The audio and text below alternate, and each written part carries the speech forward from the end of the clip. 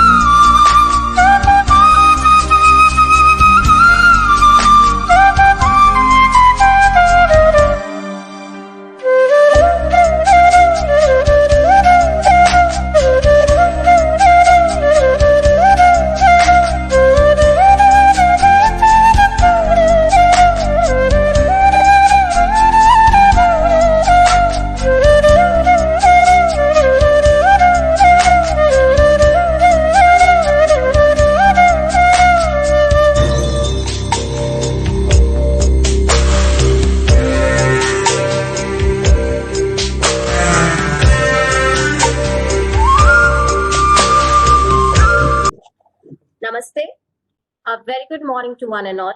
Welcome to the second day of the National Webinar on Learning and Innovations for Inclusive Education. It will now be my honor to introduce our next speaker, Swami Mangalanathananda Maharaj Ji. Swamiji is an initiated disciple of 13th President of the Ramakrishna Order, Swami Ranganathananda Maharaj Ji, a world-renowned monk. Swamiji has served in various capacities in many centers of the Ramakrishna Order like Konampe, Bangalore and Kolkata. He was ordained into sannyasa in 2010. Swamiji has done a transformational work for development of young people. At Bangalore Ramakrishna Mutt, Swamiji was in charge of Vivekananda Balaka Sangha and Vivekananda Yuvaka Sangha, a non-formal group of students and youths where he was instrumental in molding their personalities through values which he practiced and preached. Youths, values, education in the light of Swami Vivekanandaji's idol are his favorite forte. Swamiji strongly believes in words of great Swami Vivekanandaji. It is character that can clave through adamantine walls of difficulties. He has addressed thousands of youths from various platforms, both online and offline, sharing his novel approach to the life and teachings of Swami Vivekanandaji and the role of youths in national resurgence. Hence, youth, values, education remains his favorite forte. To add on another flair, Swamiji is a powerful orator in languages of Kannada and English. He regularly visits many educational institutions on invitation to impart life-giving ideas and values-oriented approach to youths and students. Swamiji has conducted many workshops for teachers and corporates, inculcating them a holistic approach to life. He is well versed in our scriptures and Ramakrishna Vivekananda literature and takes regular classes and discourses to devotees on various topics pertaining to spiritual life. He has enlightened individuals at various points, including national level seminars, and regularly contributes to various journals on topics of life and spirituality. We are so fortunate to have your divine presence in this webinar, Swamiji. Swamiji, we all are the disciples of Ramakrishna Mutt. Three of us from Department of Education are the products of Ramakrishna Vidyalaya. Myself, Dr. Gayatri Ahuja, Faculty of Department of Education, our HOD Madam, Dr. Varsha Gattu Madam, and our faculty, Dr. Raju Araksar, have done PhD from Ramakrishna Vidyalaya. I formally welcome you, Swamiji, to enlighten the participants on the development and benefits of character building to build both positive values and self-esteem, a foundation for inclusive education. Swamiji, welcome. Now I request Swamiji to give the presentation.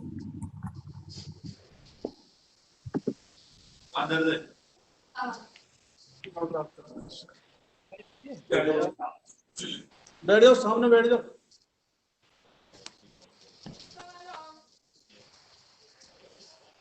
मरीज बैठ जाओ अपना मरीज है ना चल जाओ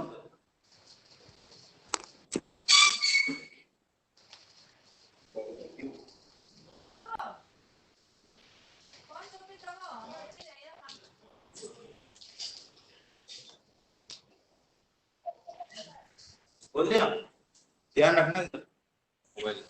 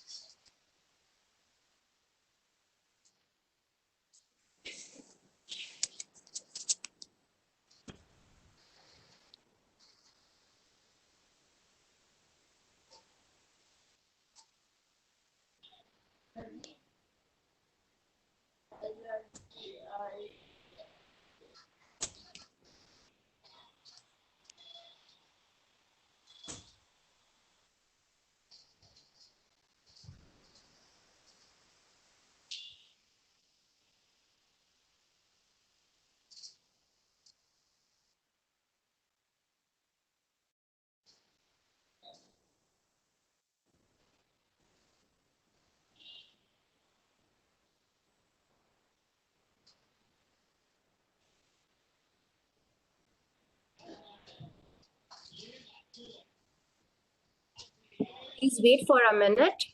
Then we'll start within a minute.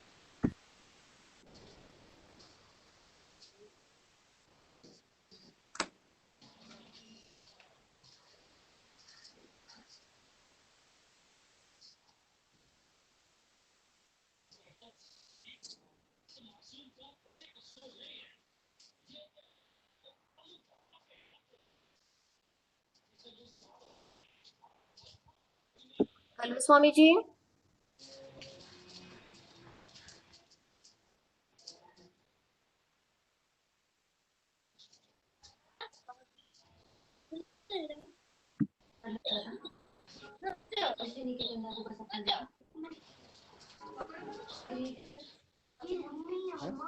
ना ना ना नहीं होता जवा दे मुझे रात को प्यास लगी थी मैंने बोतल ली और पानी पीने लगा उसमें नींद आ रही थी कि वो पानी पजामे पे गिर गया अच्छा आप मुझे रात को उठा देते मैं आपके कपड़े चेंज कर देती वो इतनी गहरी नींद आ रही थी कि पता ही नहीं लगा फिर आपने बोतल उठाई पानी भी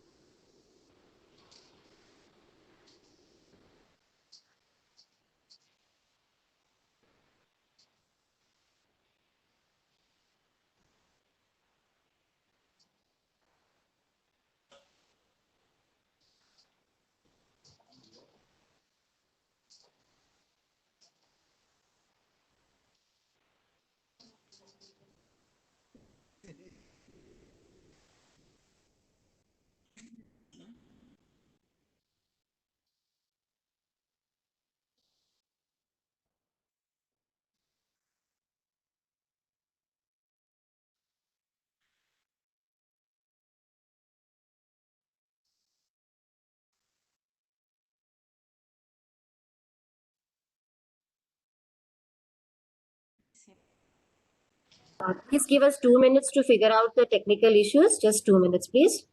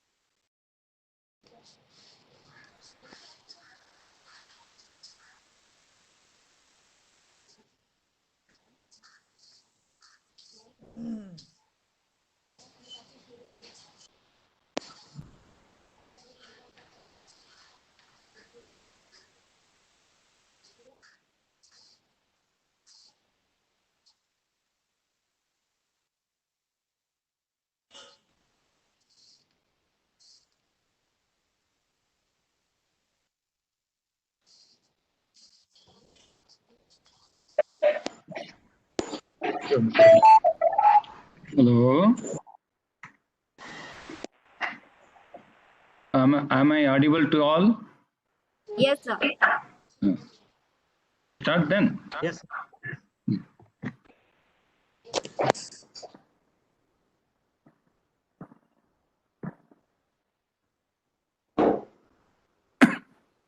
I think the audio issues is solved now, I think.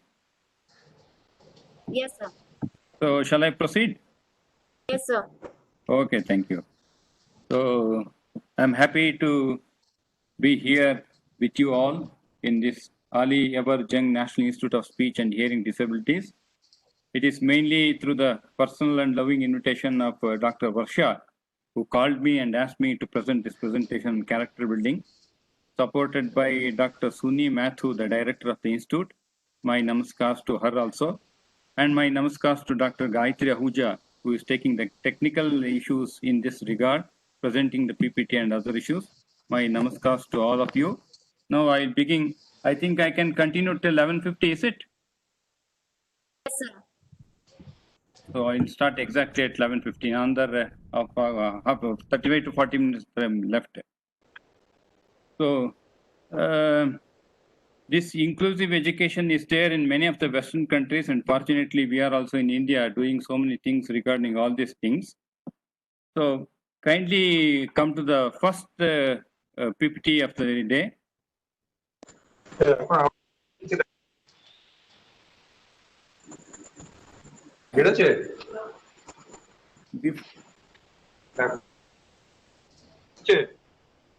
Kindly mute other participants. Kindly mute your audios. Yes, sir. Yes, Hearing sir. some voices. Of course, today this is not my subject. I'm just putting this saying of Will Durant, the American historian, just to show the greatness of my country, India, because I love my country very much, not emotionally, out of my personal experience. Of course, this is not the platform to share all those things, but just to introduce one idea of India, I'm just putting the saying, India was the motherland of our race, and Sanskrit, the mother of our Europe's languages. She was the mother of our philosophy, mother to the Arabs of much of our mathematics, mother to the Buddha of the ideals embodied in Christianity, mother to the village community of self-government and democracy. Mother India is in many ways the mother of us all. So this is Will Durant sayings. Next slide, please. Next one, please.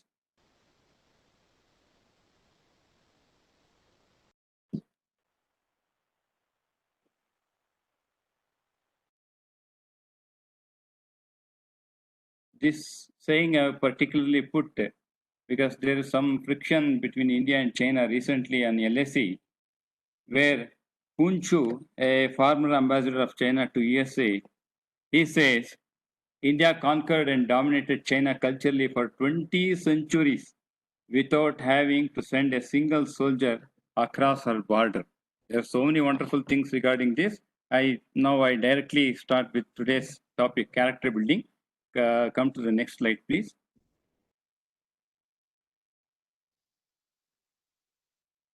There is a lot of question regarding, do we really need a character building education in our academics? To say this, just I am putting 2-3 letters that some of the principal of a college wrote to their teachers. I am just quoting the first letter, please. Next slide, please. A principal writes on the first day in the teacher to the teachers of the school. He says, I am a survivor of a concentration camp. My eyes saw what no man should witness. Gas chamber built by learned engineers, children poisoned by educated physicians, infants killed by trained nurses, women and babies shot and burned by high school and college graduates. So I am suspicious of education. My request is help your students become human. Your effort should never produce learned monsters, skilled psychopaths, educated Ekmans. Reading, writing, arithmetic 3 R's are important only if they serve to make our children more human. Next slide, please. I will discuss this later. I'm just introducing the subject now. And in South Africa, one of the entrance of a university, they had put this plaque. Destroying any nation does not require the use of atomic bombs or use of long-range missiles. It only requires lowering the quality of education and allowing cheating in the examinations by the student. Patients die at the hands of such doctors. Buildings collapse at the hands of such engineers. Money is lost at the hands of such economists and accountants. Humanity dies at the hands of such religious scholars. Justice is lost at the hands of such judges. The collapse of education is the collapse of the nation.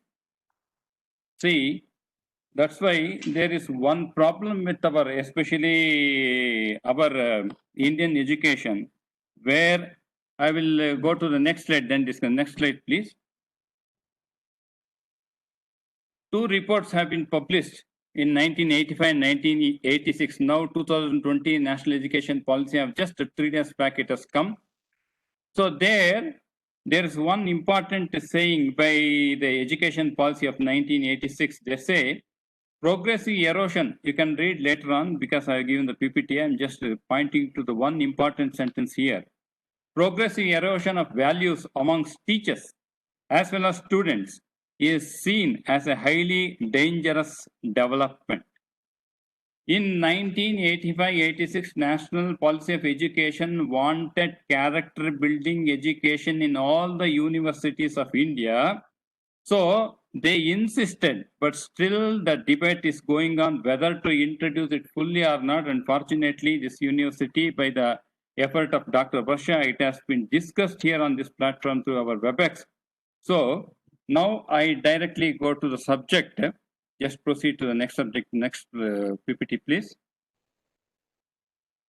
Samji has many sayings on education. One of the important saying here, Samji says, the education which does not help the common mass of people to equip themselves for the struggle for life, which does not bring out the strength of character, a spirit of philanthropy, and a courage of lion, is it worth the name?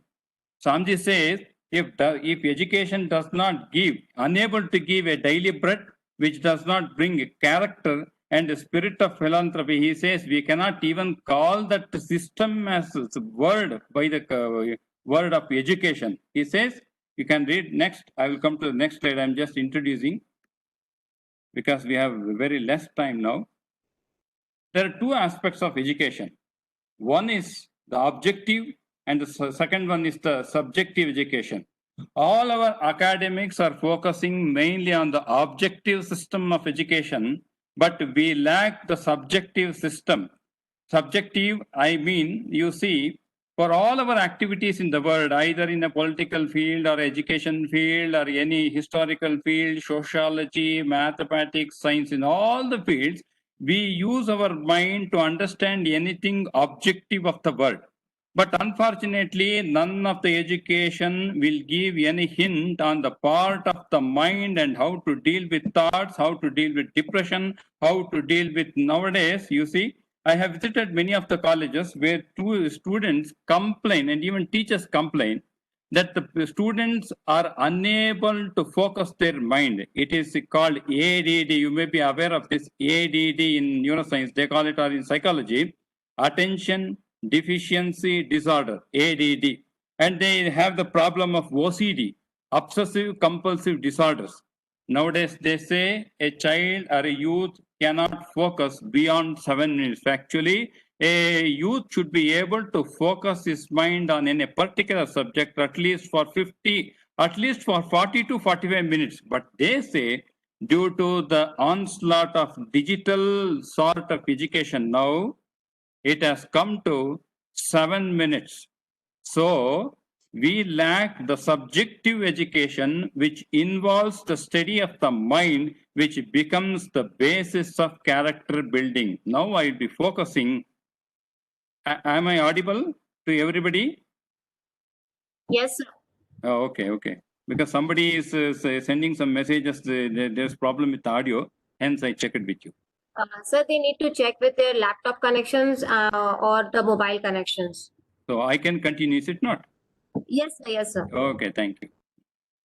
So here, the main purpose of education should involve the study of the mind, because that is the important tool to understand anything in this world. But unfortunately, though Indian culture has studied lot on the mind and thoughts and values, and the ethics and morality, but none of these things had been adopted in the education system. Of course, in 2020, they took our suggestions also for forming national education policy by the present central government. 2 years back, we have attended many seminars and insisted on these aspects also. Fortunately, I am yet to study in fully. So now I deal with the subjective part of the human life, that is called the character building. Especially I focus on the mind, thoughts, and I connect little bit of psychology and neuroscience where the modern technology has coming to what Indian culture had insisted thousands of years ago. Before beginning, one thing we should understand that in an objective education now, there is a dynamic shift. There's altogether a dynamic shift in the way we learn. We learned, maybe I have completed my engineering in 1995 and did working for 1 year and then joined Ramakrishna Mission 96. 25 years ago, there was an orthodox traditional learning and going to colleges. But one thing is that here, after the evolution of this concept of internet and getting all the information on your palm with a Android and a iOS mobile, the thing is that people are able to give education, so-called academics, objective sciences at the doorstep. Sugata Mitra, a very innovative, he has started one of the very innovative system. He calls this SOS, self-organizing system. He has conducted this experiment all over the world, not only in India, all over the world. What he has done is, he saw especially developing. Oh, please unmute other speakers. Sugata Mitra, he investigated, he did lot of documentation and experiment and research in underdeveloped and developing countries where we have less number of teachers to teach the student regarding academics. So what he did, he wanted a system so that he can bring education at the door of every children in the house.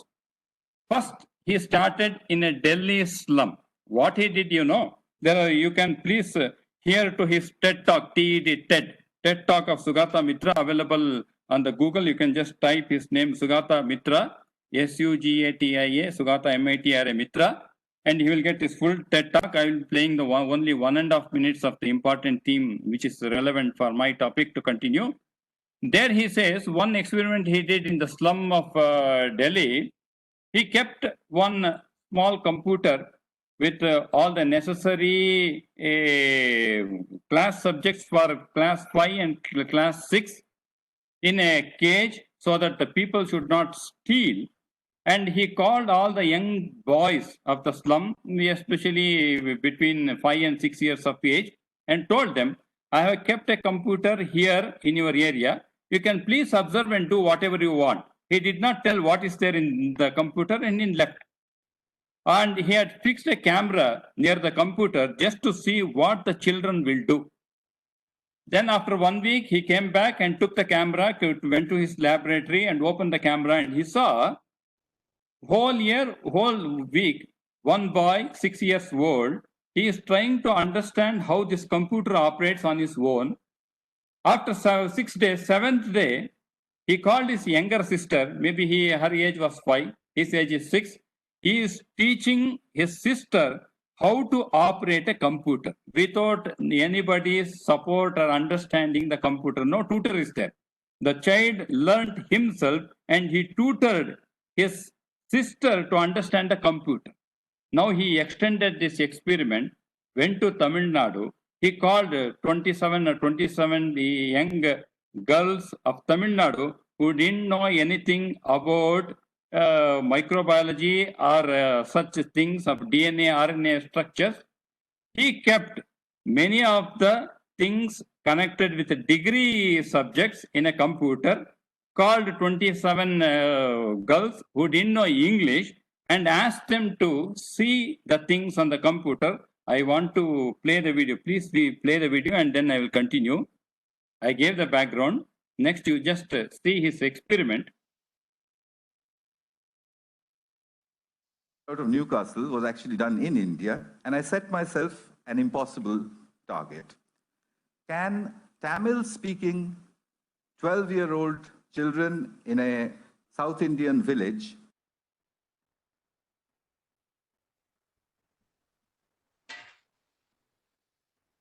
teach themselves biotechnology in English on their own?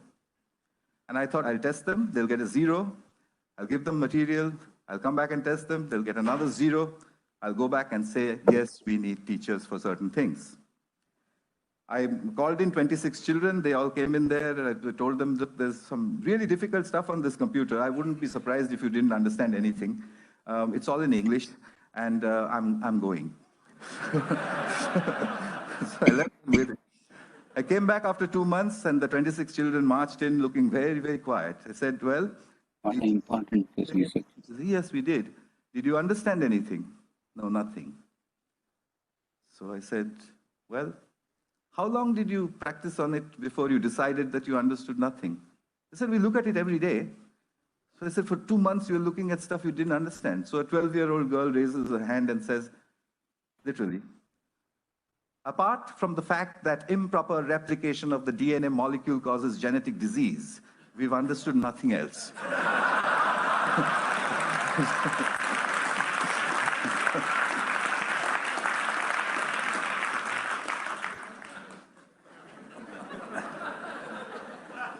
Took me 3 years to publish that. It's just been published in the British Journal of Educational Technology. One of the referees who refereed the paper said, it's too good to be true, which was not very nice. So next slide, please. You see, now the dynamism of education is changing a lot.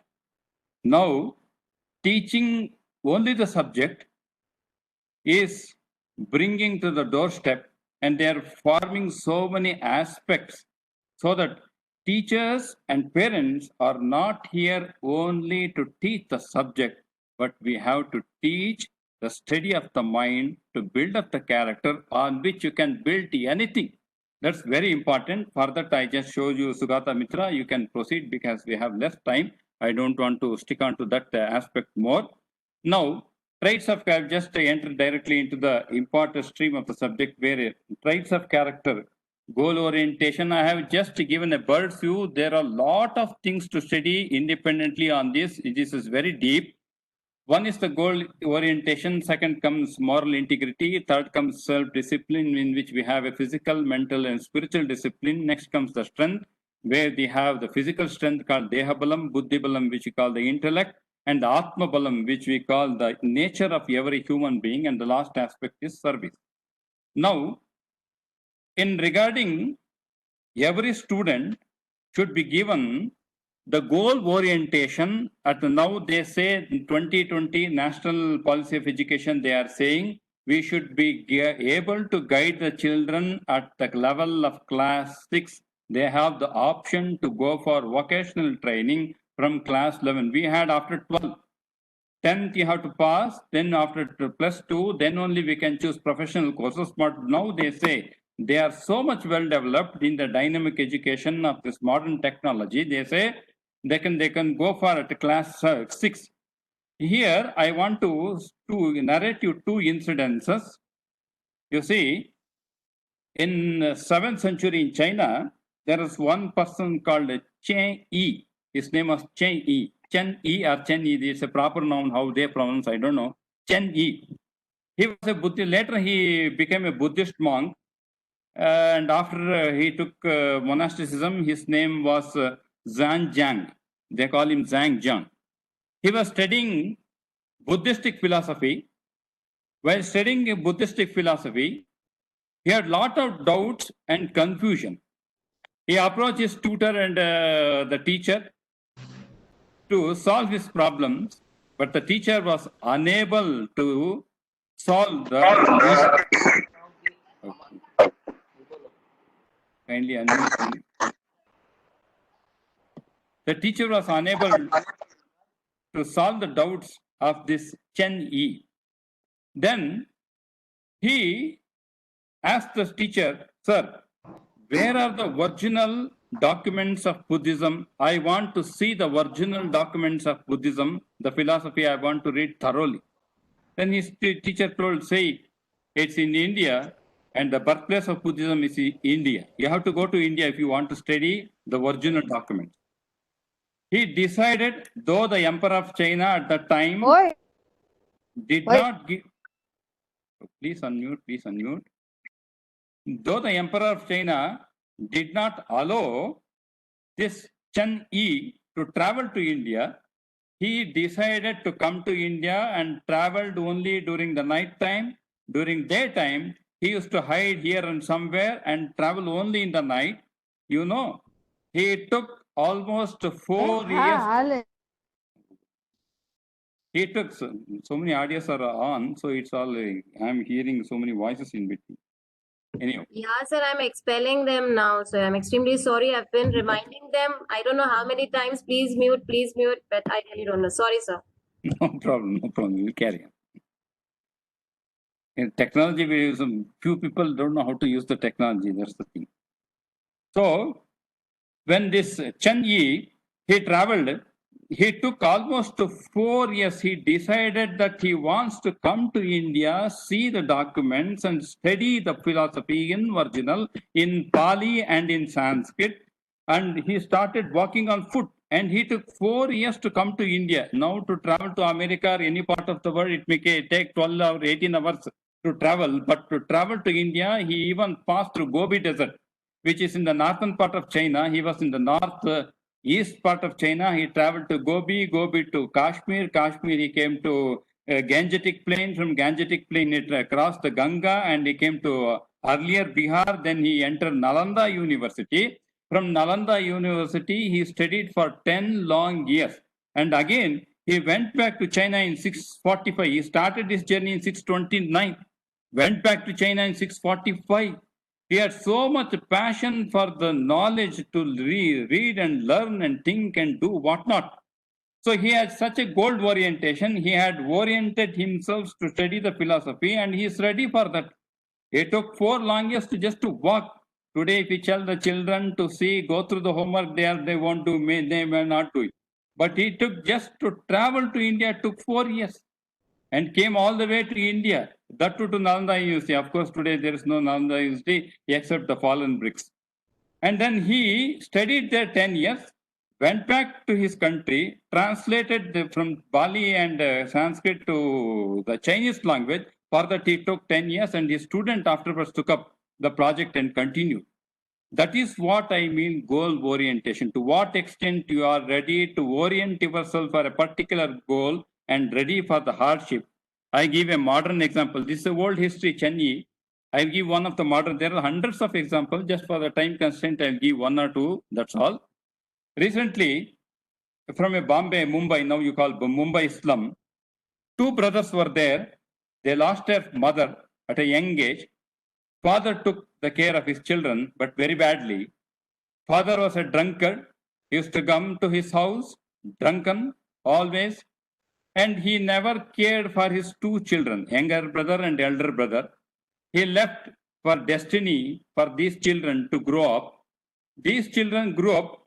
The younger brother always used to see his father coming home drunk every night.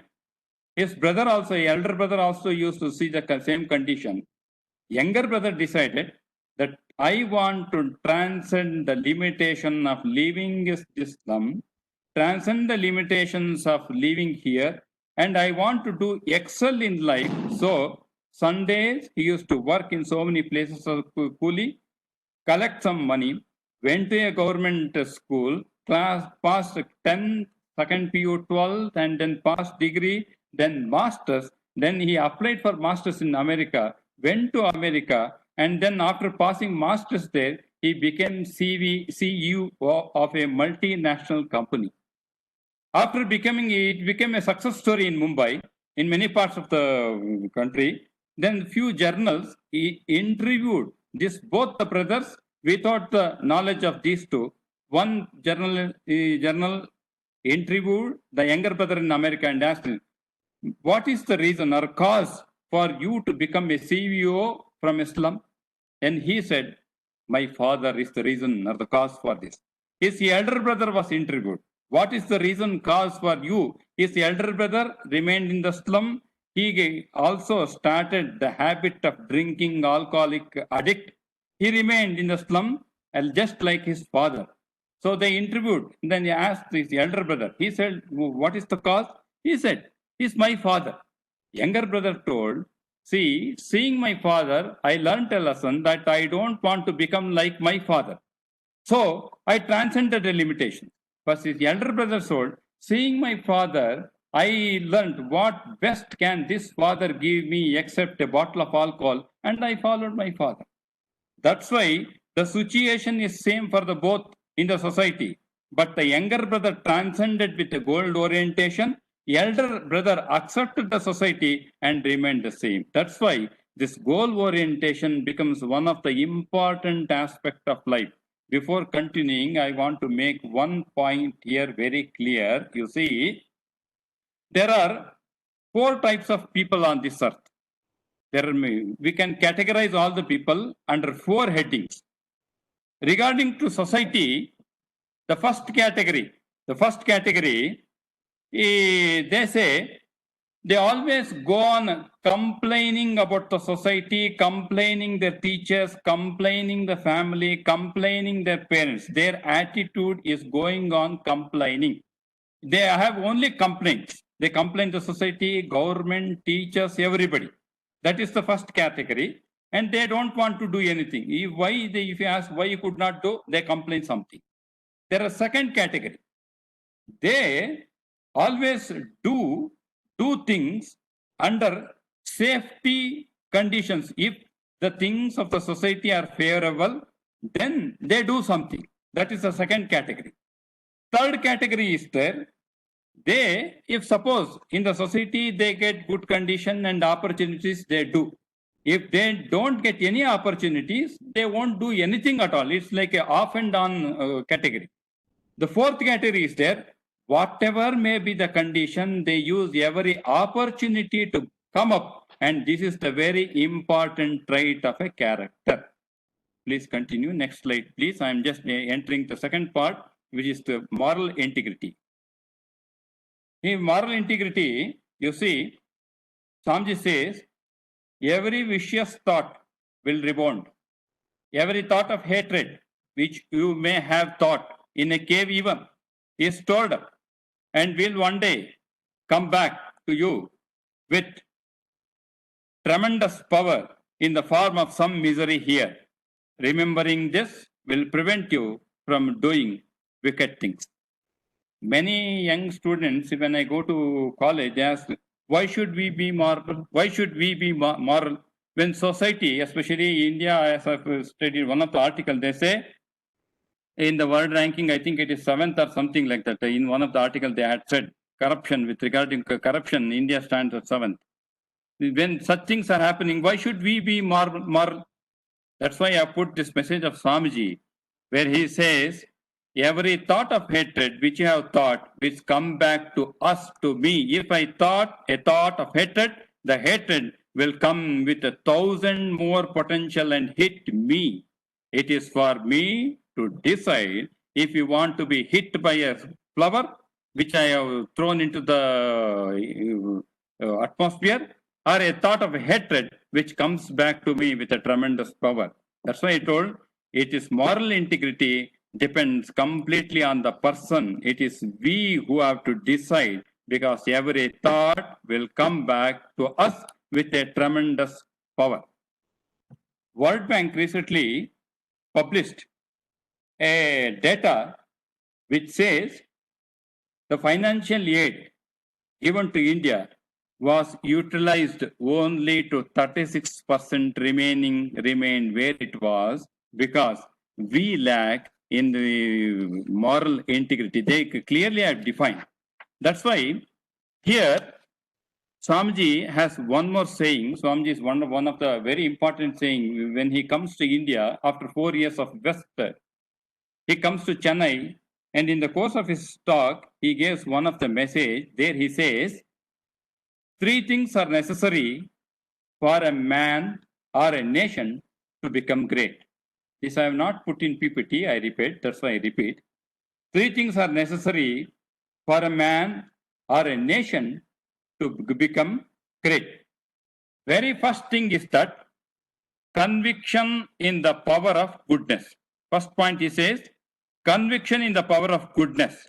Second, lack of jealousy and suspicion. Third, trying to do good and helping all those who are trying to do good. Here I want to draw your attention to the very first point where Swamiji says, conviction in the power of good. Many good people are there in our society, but you say, if you ask them why you are good, because he cannot be otherwise. He are afraid to be otherwise. No, we are not afraid, because this conviction that Satyameva Jayate Nandritam, it's an Upanishadic statement. Only truth alone triumphs, maybe of 100 years, maybe after 200 years, maybe of many years, but truth alone triumphs, nothing else. This conviction should make us to become moral and have that moral integrity, because Menzu, just to quote, there is one Confucius scholar in China in 3rd century BC. This question was asked, sir, why one should should do good or be good? Why? Then he said, goodness is our original nature. He says, because goodness is our nature, to manifest that goodness, you should be good. But he could not explain what was the original nature. That Swamiji completes that statement and says, every man is potentially divine. The nature of every human being on this, every living being, and I can say, every being on this earth is divinity.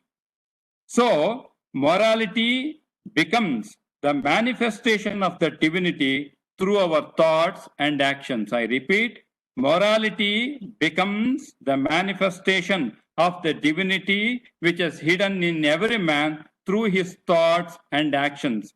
First, I spoke about goal orientation. Now I am speaking about moral integrity. So, moral integrity is the manifestation of divinity of man through his thoughts and action, and hence, man should be moral, and moral integrity becomes the very foundation on which his character has to be developed. You see, here I want to bring to your notice that self-responsibility is one of the very important character trait of moral integrity. Everybody is sitting at home nowadays, now because of online classes. It is his responsibility. Happiness is my responsibility. Time is my responsibility. Success is my responsibility. This self-responsibility is very important aspect of moral integrity.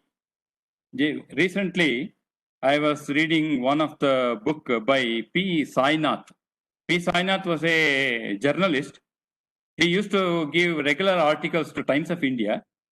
He has written one book, Everybody Loves a Good Draught. Very peculiar topic, but it is truth. Everybody loves a good draught. In that, he has given the statistical data from 1951 to 1995, where the people from the villages were displaced from their home village to some other part for the rehabilitation purpose, either to build a dam or to increase the forest cover or for any other development programs. He gives in that 26 from 1951, their national, it has been taken from national disaster rehabilitation data directly from that. There he says from 1951 to 1996 in India alone, he has collected data all over the world, but regarding India, he says 26 million people were displaced. Till 1996, only 25% among 26 million people were rehabilitated. Under 75% are still waiting for rehabilitation. whose responsible is this? Whose responsibility? If we don't bring children from the education system who feels that we are responsible for every pie of the government of the World Bank that we take, and rehab, crores of rupees have been spent on the books, nothing have entered these villages of 26 million people. Please read this book if you have time, even if it's available on the web in a PDF form. Everybody Loves a Good Drought by Sainath. Actually, he has traveled 80,000 kilometers on road, visited 7 states. Only then he has written this book. Now, I will continue with the next topic. Just continue, please. Now, another aspect, next PPT, please. Yes. In the discipline, first was physical discipline. I don't want to touch. I will come directly to the self-discipline of especially focusing on mental discipline, where Swamiji says, there's a great tendency in modern times to talk too much of work and decry thought. Doing is very good, but that comes from thinking. But where there is no thought, there will be no work. Fill the brain, therefore, with high thoughts, highest ideals. Place them day and night before you, and out of that will come great work. First is the goal orientation. To have that success towards that goal, we should have the corresponding higher thoughts and highest ideals to place before us day and night. Through that only comes the great work. Here, I want to touch a little bit of neuroscience, and then I want to conclude. Already it is 11:50 now. We were a little 5-6 minutes late. Anyhow, it's no problem. You see, in Chandogya Upanishad, in state the responses of teachers and compile. In Chandogya Upanishad, Narada was taught by Sanat Kumara. There he says how to purify the thoughts. How to purify our thoughts. Compilation, taking, and as a suggestion, he says one wonderful statement. Aha shuddhau sattva shuddhihi sattva shuddhau diva smritihi. By making the food or taking the food or taking pure food, you can make your intellect pure. Here, please see the word, by the word food, it does not mean only the physical food that we eat. The food for eyes, the food for the ears, the food for the nose, the food for the skin should be made pure. Whatever comes inside through our sense organs is called food. Especially, we should be very careful regarding the thoughts and the forms we intake, especially through the modern social media. If we don't have a filter to take what is required, especially at the growing level, and we cannot expect the thoughts to be pure, through which we can end up with a very wrong direction. That's why mental discipline, especially with respect to the purity of thought, is very, very, very, very, very necessary. I will give one example. Recently done research on neuroscience. A monkey was taken to a laboratory.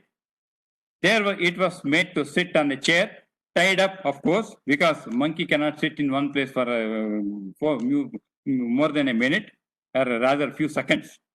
It was made to sit on a chair tied, and they connected this anode, cathode, all electrodes to the brain, and the waves were monitored through a graph on a computer. There is a system even in Bangalore. We have NIMANS where they study mental health and mental science. Lot of research is going on regarding brain evolution and meditation and such aspects all over the world. Now it's a very big science in neuroscience. So many books have come even by neuroscientists regarding the meditation and self-discipline and mental thoughts.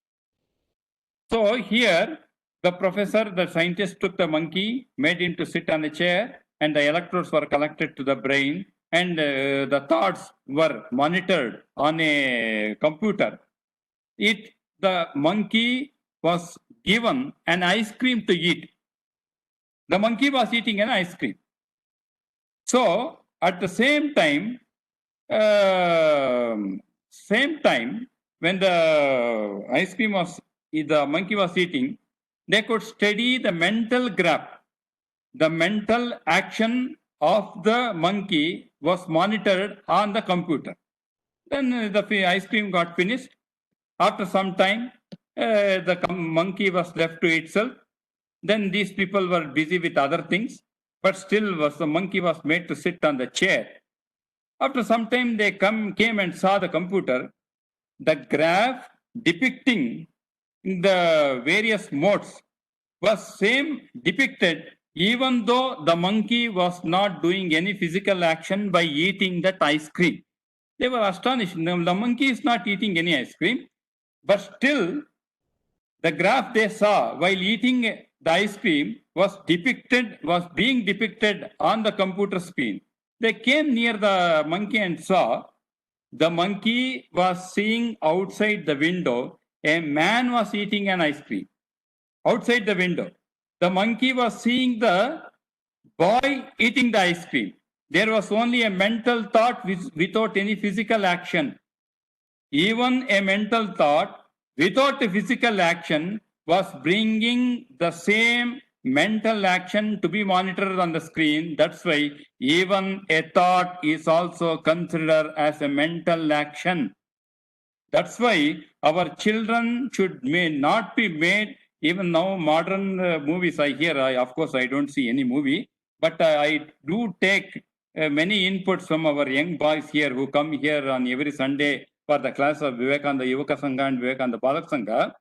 Any horror, if they see regularly going on seeing what they call here, the knives, the long, the AK-47 rifle in a movie, if they go on seeing those horror and violence movies, that thought itself will provoke them to make further actions, because even a mental thought is considered as an action done in the brain. In future, it rebound as a tremendous mental power where man becomes very weaker. He cannot avoid such actions. That's why we should be beware when we are children, when we are being educated. We should be very much beware of our thoughts, keeping the mind in very accepting many of the filters that are required.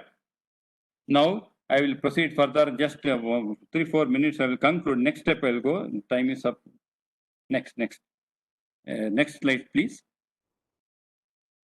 See, to control thoughts, we need willpower. We have to strengthen this willpower day by day. I am just for your notification, I am just introducing the subject as I told you earlier. There are a lot of things to know all these things. I'm just introducing. You have to study further and know these things. In 50 minutes, we cannot do. I'm just giving a bird's view. So, to maintain good thoughts, we need a lot of willpower. That willpower has to be developed day by day. It cannot be done in 1 day, 2 days, 3 days, 6 days, or 1 year. It is a lifelong process, but every day we will be an evolved person. That's why regarding strength, the Swamiji says, know that all sins and all evils can be summed up in that one word, weakness. It is weakness that is the motive power in all evil doing. It is weakness that makes men injure others. All power is within you. Believe in that. Do not believe that you are weak. Stand up and express the divinity within you. I told you about divinity.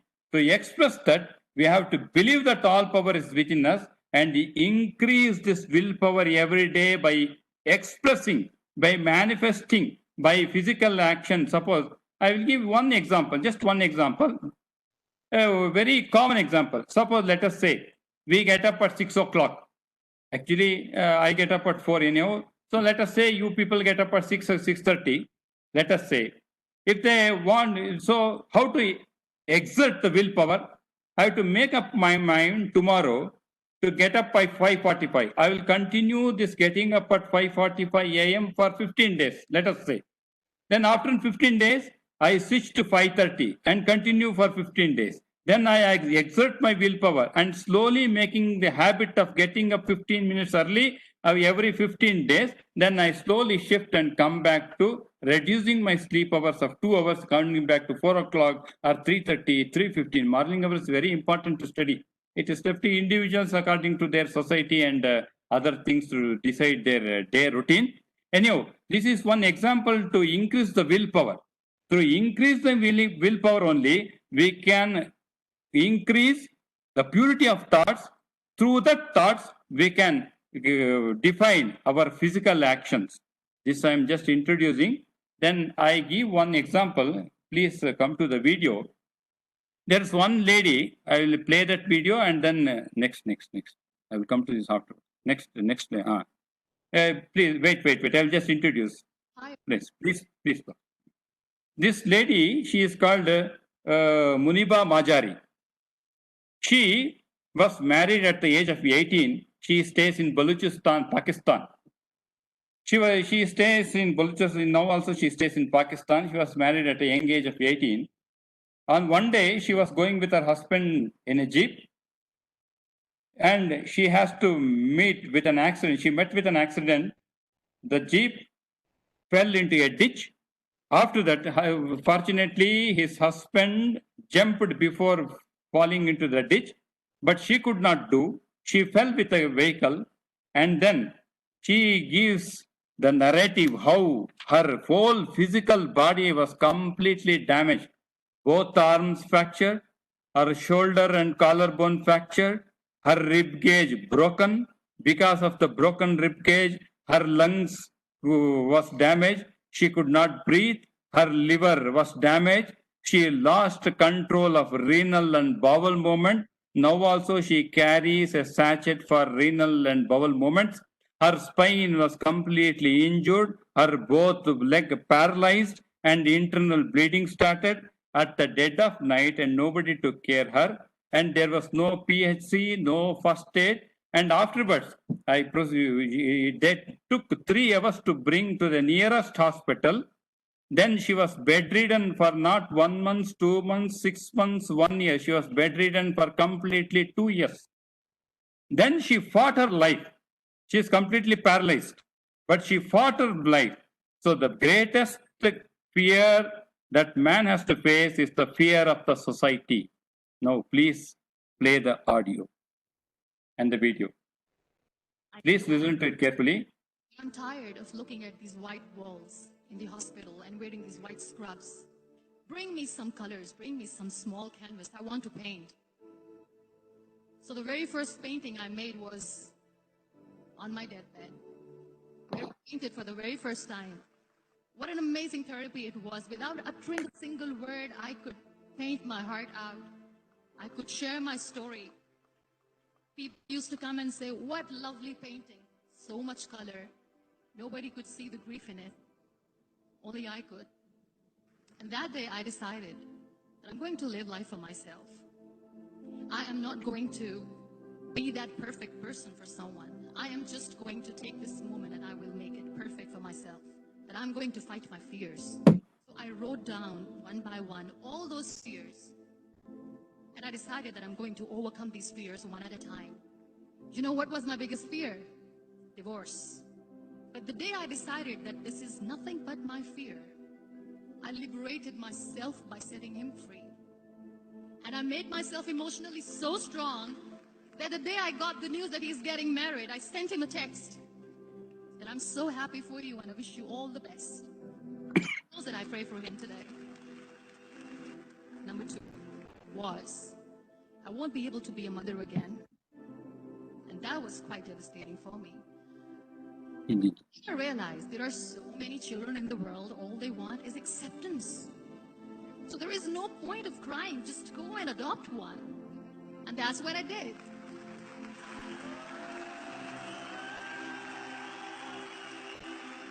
I gave my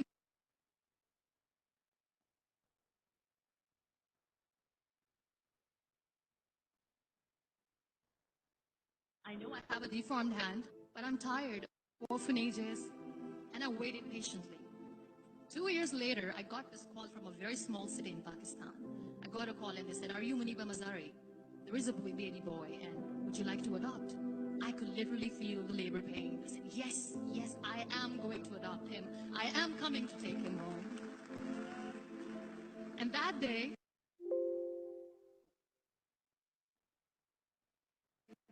I was 2 days old, and today he's 6. You know, when you end up being on the wheelchair, what's the most painful thing? People think that they will not be accepted by the people because we, in the world of perfect people, are imperfects. So I decided to appear more in public. I started to paint. I have done a lot of modeling campaigns. I'm going to join the national TV of Pakistan as an anchor person. I became the national goodwill ambassador for UN Women Pakistan. Now I speak for the rights of women, children. I was featured in BBC 100 Women for 2015. I'm one of the Forbes 30 under 30 for 2016. So when you accept yourself the way you are, the world recognizes you. It all starts from within. We have this amazing fantasy about life. This is how things should work. This is my plan. It should go as per my plan. If that doesn't happen, we give up. I never wanted to be on the wheelchair. Never thought of being on the wheelchair. This life is a test and a trial, and tests are never supposed to be easy. So when you're expecting ease from life, and life gives you lemons, then you make the lemonade, and then do not blame life for that. It is okay to be scared. It is okay to cry. Everything is okay, but giving up should not be an option. They always say that failure is not an option. Failure should be an option, because when you fail, you get up, and then you fail, and then you get up, and that keeps you going. Embrace each and every breath that you are taking. Celebrate your life. Live it. Don't die before your death. Real happiness lies in gratitude. So be grateful, be alive, and live every moment.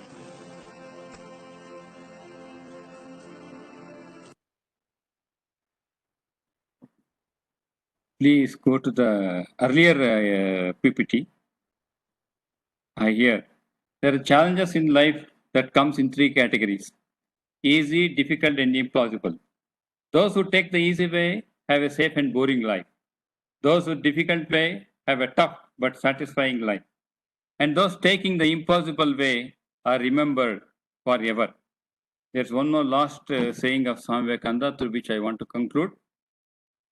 Please go to the previous PPT.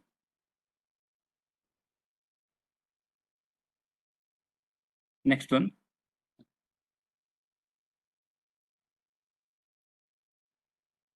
Next. Yes. With the last PPT, I want to continue. So, Swamiji's ideas, so many regarding, I just given a tidbit of this moralities, of the strength of willpower, a little bit of neuroscience. Here, Swamiji says, the schools and colleges should be training grounds for prophets. We have to work now so that everyone will become a prophet. This, the training of prophets, is the great work that lies before us. Please see, prophets does not becoming a saint or a monk with dadi and a beard and sitting in a cave. No. Prophet here, Swamiji means in every field, in science, in mathematics, in sociology, in history, in embedded systems, every system.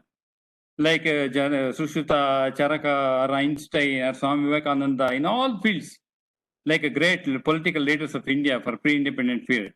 So we should be able to bring out prophets in every schools and colleges. That is the dream of Swami Vivekananda. I think we should put our hands together to make this happen in a very near future. With this, I want to conclude. I could not touch many of the aspects. I'm sorry because of the time. I conclude here, and thank you, Dr. Vrashagatu and Ahuja Gayatri. Thank you. Thank you so much, sir. Now I request Dr. Sharma.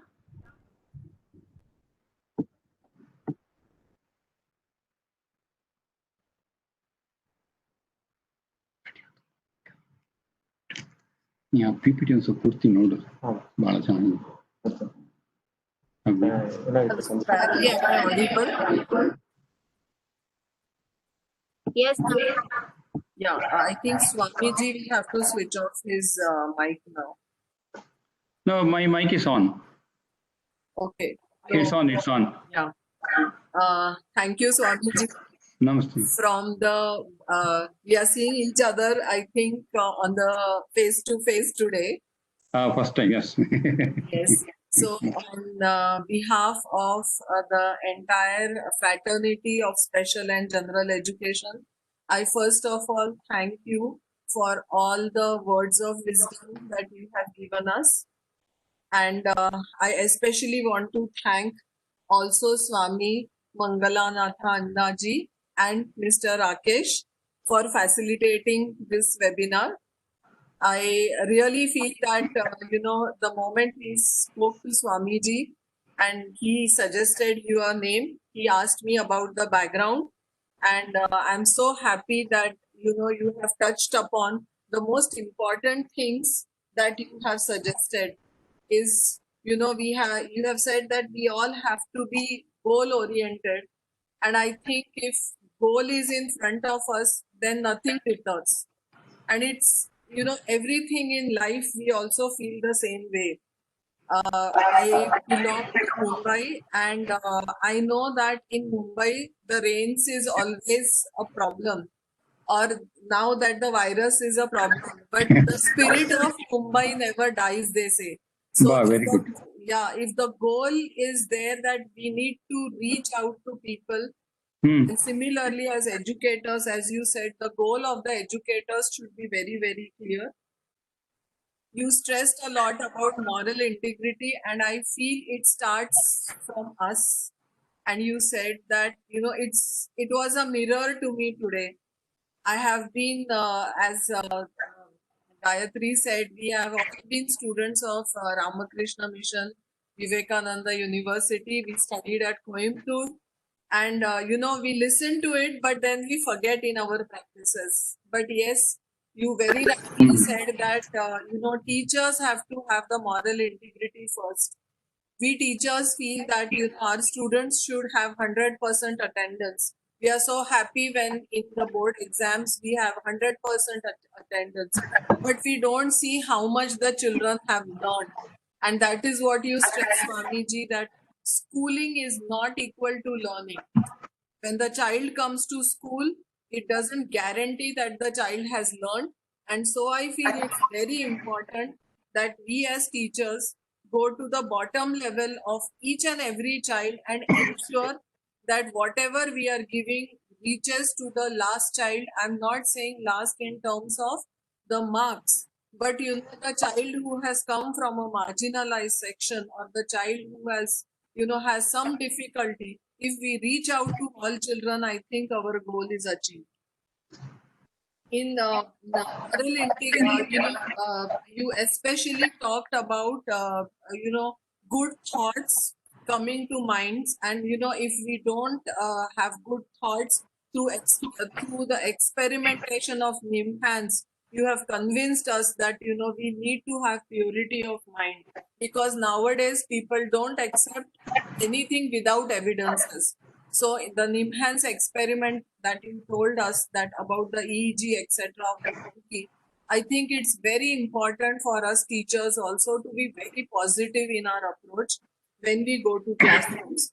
So the World Bank reports and everything that you said, it was like, the conviction which is most important in the teachers.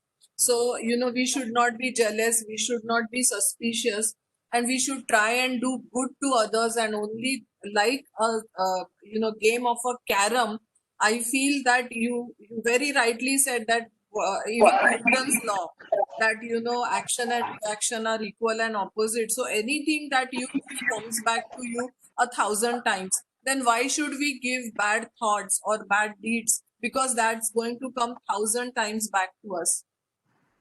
The third thing was the self-discipline and the physical, mental, spiritual. And I think physically we all take care, but spiritually something that you have really given us today to think for. and we only considered food, Swamiji, as only one of the sense organs. I know that if your mom doesn't cook good, or nowadays the kids also feel that why is the same boring food every day? We are only bothered about tongue as a sense organ for the intake, but we don't pay attention to the other four senses. So that's a very beautiful expression that you put it, that the food for all the senses has to be good. So whatever you hear has to be good, whatever you see has to be good, whatever you think has to be good. And I think you also meant that you should touch through a good soft touch. So have a good positive approach. So the perspective has to be very important. And I think where there is a will, there is a way. So you said that the willpower is very important. So even in today's time, in the pandemic time, if our will is to reach out to the kids and the families, I think the most important thing of character of Swami Vivekananda that you said is, you should have your own willpower to reach out. You should have purity. You should know what excellence means, and you have to develop excellence within all the children. So rising early, nocturnal, this thing, we see that the children, and I confess, Swamiji, I myself for the last couple of days for the national webinar, I have kept my staff alive till, awake till 1 o'clock in the night, and I apologize for it. And I know the power of early morning because my colleague Suni Matthew, who is the director now, if she wants some nicer things from me, she will tell me the previous night, ma'am, sleep early today so that morning you get up and in a fresh mind, your mind works better. And if I give her something, a nice piece of work, she tells me, madam, have you woken up early today morning? So I can, with very strong things, tell you all that early morning is very, very good.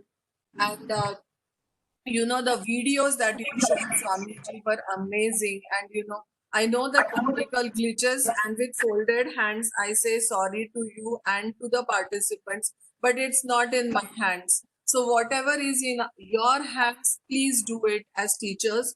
And the thing that Swamiji said, accept yourself the way you are. So if you have something which is very good, give it to others, but something which is your own limitations, accept it gracefully. It's okay for me, not to be so this thing, but if you're good in your presentations, use those presentation skills and reach out to the people. The last but not, the video what Swamiji showed was so inspirational to all of us.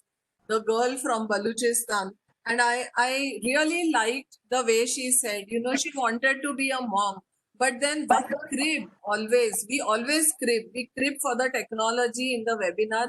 We crib for the pandemic that we are having problems. But then we ourselves are important for all such things. We have to understand and become Atmanirbhar in everything that is happening, so that we invite less of problems from other countries here.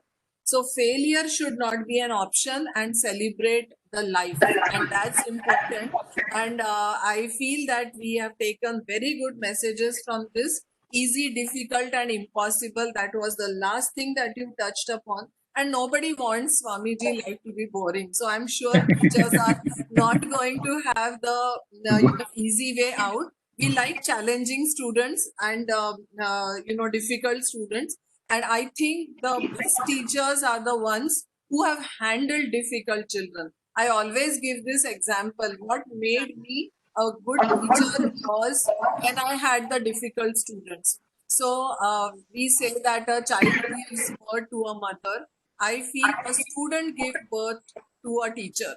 So, teachers won't be there if students are not there. And a good teacher will not be there if there are no difficult students. So to conclude, you said that schools and colleges, Swami Vivekananda has, told us And the entire policy, the national policy 2020, if I read, I feel whatever Swami Vivekananda said years back has just now come to the policy.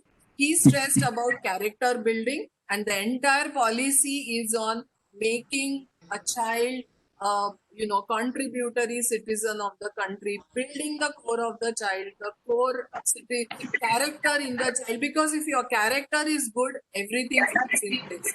But if your character is not good, then whatever you do is not going to do good to your family, and the nation. So we take this message from Swamiji that teachers, whether we are at school or colleges, we are going to work not only just stop at education for all, but we are going to make all children prophets, and prophets in terms of, whatever is their own potential, we make them excellent in those things. Thank you very much. Gayatri, is Suni there around? Is she's going to come on screen, or we say thank you to Swamiji and to the participants, the lovely participants. Thank you very much for coming. Gayatri, I'm waiting for you.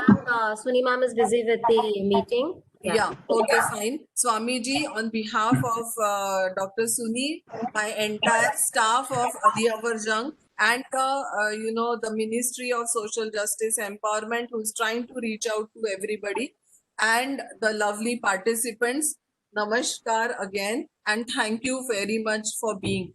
There are a couple of questions in the chat box, but as the time is up, we'll post you. And whatever are your responses, we will post it to all the students. Thank Definitely. you again. Yes, thank you. Thank you. Thank you. We'll see you tomorrow by 10:45 a.m. and I will be logging the meeting by 11 a.m. So please log in by 10:45 a.m. tomorrow. Thank you all. Thank you so much. Gayatri, can I? Yeah, ma'am. मैं meeting छोड़ सकती हूँ? हाँ जी, ma'am. Yeah. Okay, thank you all. Thank you. Everybody can leave the meeting. Thank you so much. See you tomorrow by 10:45 a.m. Thank you.